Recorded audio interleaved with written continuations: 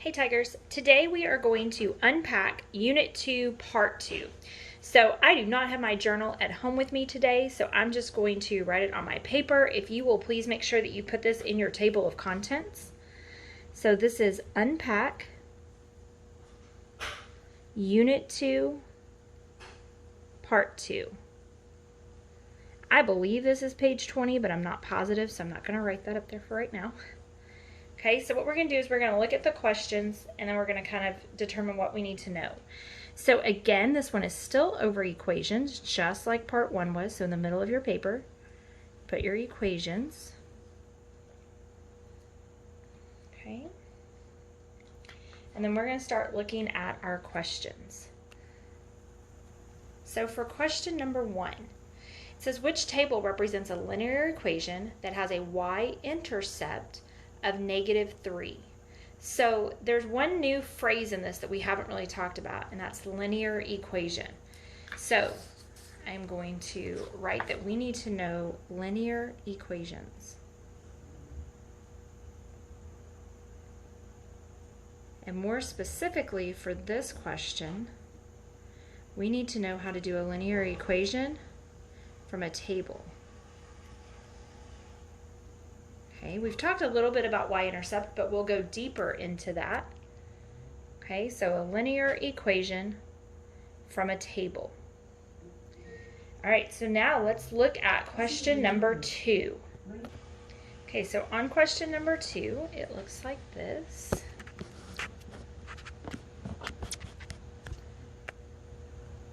And it says, which table shows a constant rate of change? Okay, so we had kind of talked a little bit about constant rate of change when we were talking about slope. So we are going to need to know rate of change. And for that particular example, it was from a table.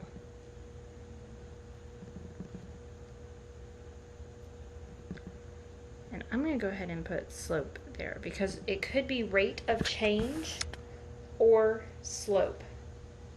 A constant rate of change and the slope are the same thing. Okay. All right, so question number 3. Question number 3 says the graph below shows the relationship between the number of dollars a worker earns and the number of hours worked. What does the slope of the graph represent? And you'll notice our answers are things like number of hours of work it takes to earn $320, the amount of money earned per hour, the amount earned for 40 hours of work. Okay, so they're talking about what does the slope represent when we're talking about time worked and amount earned. Okay, so this is kind of along the same line of rate of change and slope, but this one is from a graph.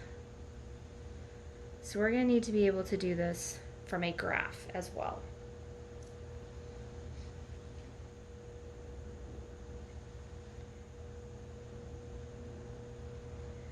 All right, and then question number 4 says, what is the equation of the line that passes through the points 7, 4, and 0, 1/2? Okay, so again, we're doing another equation, but this time we're having to figure out the equation based on the 2 points. So a linear equation from 2 points. There's a couple different ways to do that.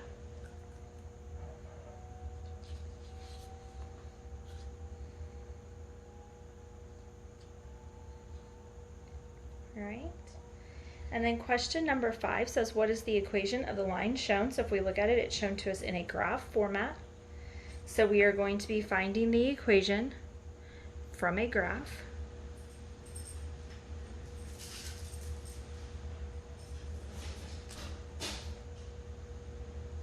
Okay.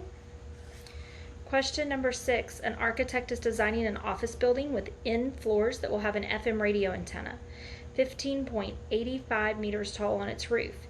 Each floor of the building will be 3.9 meters high. Which equation can be used to find the total height h of the building in meters, including the FM antenna? So this is kind of when we were writing equations. So a little bit of what we did in the last test shows back up in this one. So we were writing equations. Remember, we made our T chart to kind of keep us straight on what was happening on each side. So same kind of thing. We're going to need to be able to write equations.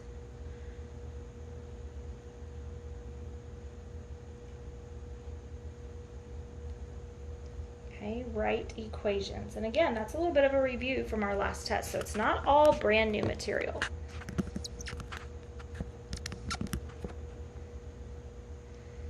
All right, question number 7. Richards Park charges an admission fee of $10 plus an hourly fee for each sport that you choose to participate in. Which equation represents the cost C in terms of the number of hours H you pay to sled? Okay, so again, they just gave us some information instead of putting it all in the word problem, but we're writing the equation based on the information. So I'm going to say that's still the same as this one. Number 8. What are the values of x and y that simultaneously satisfy the two linear equations graphed below? So we have to figure out what x and y would equal at this point. They label the point for you. Okay, so it shouldn't be terribly difficult. One of the things you need to know is which value is x and which value is y, and then based on that alone, you can eliminate 2 answer choices. And then you just check to see if the equation is accurate. Okay, so you'll notice that they plugged in and you just check to see did they put them in the right places and is the equation accurate. So this is linear equations and we have to find one point for 2 equations.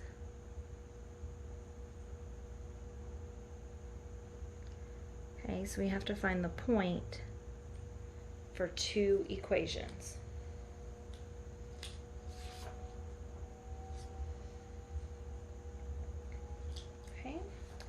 Then we have number 9. It says the admission to enter the carnival is $2. The rides at the carnival cost $1.50 each. Which of the following does not correctly identify the situation? Okay, so we're going to have to figure out the equation, most likely.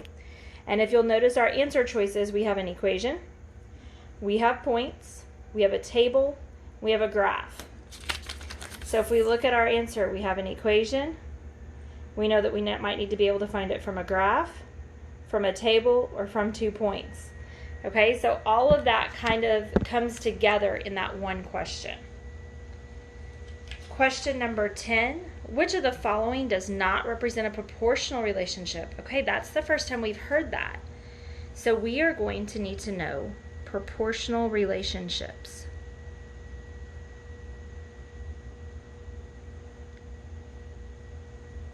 There are a lot of ways that we can tell if something is proportional or not.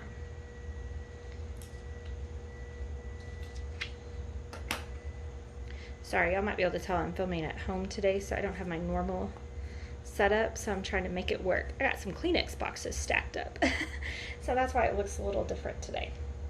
All right, so if we look at that question, you'll notice that we have an equation, we have another equation, we have a table and a graph. So proportional relationships, I need to know how to do that with an equation, with a table, and with a graph.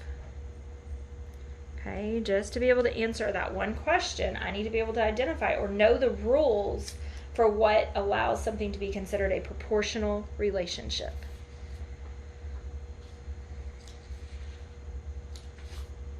All right, and then the last question. This one takes up an entire page. So I'm going to kind of pull the camera back and see if I can show you this whole page.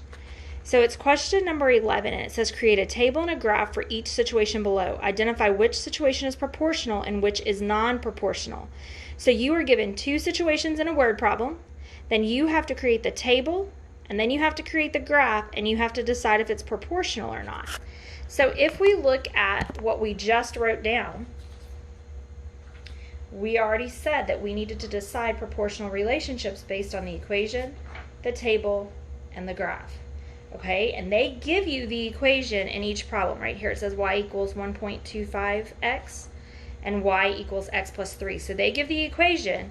You then create your xy table, you graph it, and then you have to decide if that's proportional or not. Okay, so that's everything that we need to know for Unit 2, Part 2. So make sure you got all of this in your notes.